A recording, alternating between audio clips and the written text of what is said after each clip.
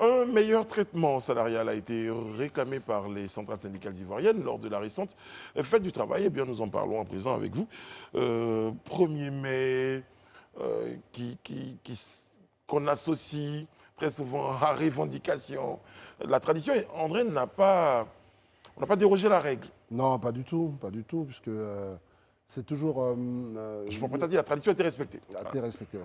C'est je l'ai vu. toujours une estrade qui sert aux leaders syndicaux pour rappeler que c'est vrai qu'on continue la marche de la nation, mais il y a toujours derrière, il y a encore des revendications, il y a encore des sujets sur lesquels il serait bon qu'on progresse en termes d'amélioration des conditions de vie des travailleurs, en termes revalorisation salariale, en termes de liberté syndicale, en termes de meilleurs droits pour les travailleurs. Donc ces choses-là sont très souvent rappelées à l'occasion de la fête du travail. Donc c'est pas très surprenant. Revendication Maintenant, c'est la portée suite par pour la les 5 fonction centrales publique. syndicales, André, vous le disiez tout à l'heure, Mhm. Humanisme, l'UNATRCI, voilà, c'est l'Union nationale des travailleurs de Côte d'Ivoire, la FESACI, la Mhm. Fédération des syndicats autonomes de Côte d'Ivoire, la CISL, Dignité, la Confédération ivoirienne des syndicats libres Dignité, et l'UGTCI, l'Union générale des travailleurs de Côte d'Ivoire, ont porté Mhm. donc un certain nombre de revendications pour l'amélioration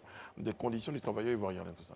Alors, justement, le 1er mai n'est pas que la fête du muguet, c'est Mhm. justement la fête des travailleurs. Et les 5 centrales syndicales ont demandé l'adoption d'un nouveau statut de la fonction publique, l'instauration d'une nouvelle grille salariale et la révision du SMIC, dont salaire minimum interprofessionnel garanti qui est aujourd'hui autour de 60 000 francs. Et également pour le salaire minimum agricole garanti, qui lui est encore à l'ancien taux, autour de 30 000, je crois 32 000 francs. Et la suppression d'impôts sur les pensions, la classification de la Covid ou du Covid-19 comme une maladie professionnelle et le respect des libertés syndicales, parce qu'on a pu observer ces derniers temps, ou en tout cas depuis fort longtemps, que les syndicalistes étaient parfois envoyés derrière les barreaux, etc. Le salaire minimum agricole garanti est de 36 000, hein, je crois. 36 000. Exactement.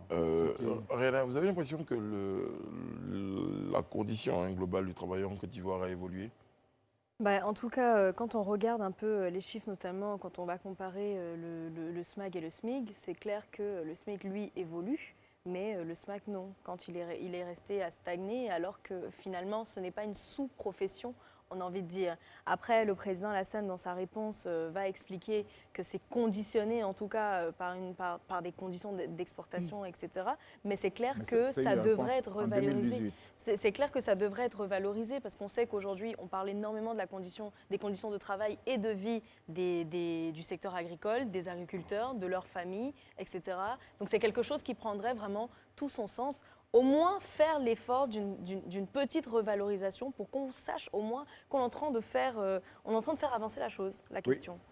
D'autant qu'on arrivera bien à une revalorisation du SMIC et du salaire minimum agricole, parce que la vie est de plus en plus chère en Côte d'Ivoire, on l'a vu ces derniers mois, avec l'impact du Covid-19, avec la crise en Ukraine aujourd'hui qui impacte aussi certains produits qui sont importés. Et puis de manière globale, quand un pays est sur la voie du développement, il faut que ce développement se ressente sur les populations, Sur qu'il y les ait un conditions des ruissellement. travailleurs. Parce que quand on parle de la croissance, 6-7% ou même à 2 chiffres, il faut quelque part aussi que cela soit une croissance un peu vertueuse. Qui apporte